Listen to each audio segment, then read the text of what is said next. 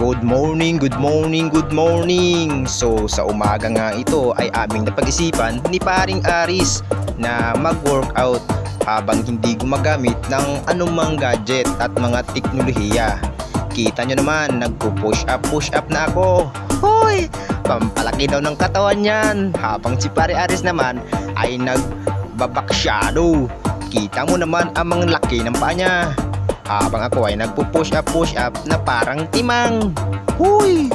Partida, wala pa kaming kain yan.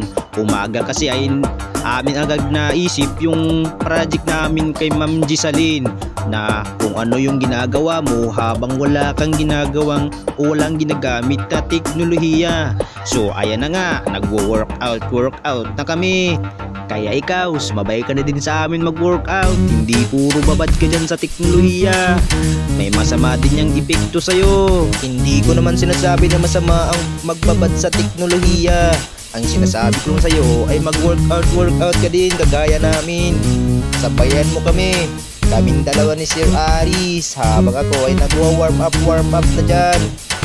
Isa nga pala sa aking mga laging ginagawa ay ang pagkukondisyon ng aking mga manok. Yan kasi ang aking mga karaniwang ginagawa kapag nasa bahay ako. Nagiging masaya kasi ako sa feeling ng aking mga manok, hindi sa feeling niya. Huy! Tingnan mo naman, habang hindi ako gumagamit ng gadget, pumupunta na ako sa bundok at nagtatanim ng mga saging. Kasama ko nga pala dyan ang aking papa. Nagpapabidyo lang nga ako sa kanya kasi hindi ko naman kayang pagsabayin na may hawak akong cellphone. Kaya kita mo naman, nag-ipot din si Papa para lang mabidyohan ako. Idol, salamat! We love you! Mwah!